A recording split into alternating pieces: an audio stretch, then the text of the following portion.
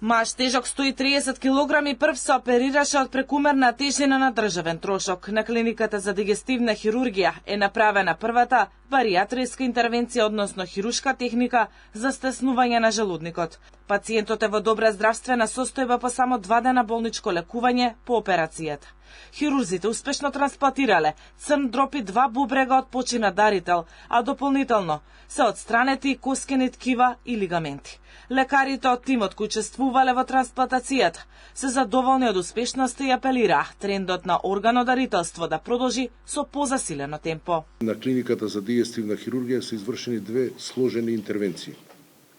На 12 и 13 март е извршена успешна кадаверична трансплантација на црн дроб, 2 бубрега и експлантирани се коскени ткива и лигаменти. Секој донор кој што овозможил да се направи, да се изврши кадаверична трансплантација е херој.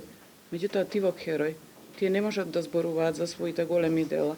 Ние сме тука да им дадеме почит, да ги чествуваме и да не ги заборавиме донорите кои што со големата одлука на нивните семејства да даруваат органи, имаат импакт да влијаат на други животи, да продолжат животи. За овие 2-3 години, она што успеавме со сите напори и капацитети е да најдеме волку донори. Ние трансплантиравме 5 до сега, бидејќи имавме толку донори. Очигледно капацитетите здравствени за откривање на мозочна смрт во нашата држава за сега се лимитирани само на клиничкиот центар во Скопје. Меѓутоа, додека не се прошири на целата територија на државата, ние ќе имаме мал број практично на донори.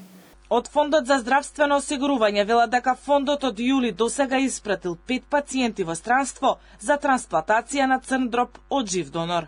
Според директорот Клековски, целта е во Македонија да се достигне просек од 10 трансплантации годишно со живи дарители. Мислам дека таа процедура може да битно унапреди состојбата на луѓето кои чекат трансплантација на црн дроб, која би можела таа процедура тука да биде, и мислам дека ово може да биде потик за клиниката да час поскоро почне да работи трансплантација од живи донори. Во моментов повеќе од 200 пациенти во Македонија чекаат трансплантација на орган. Институциите соработуваат со странски здравствени системи за едукација на кадарот со цел да се зголеми капацитетот на домашните тимови.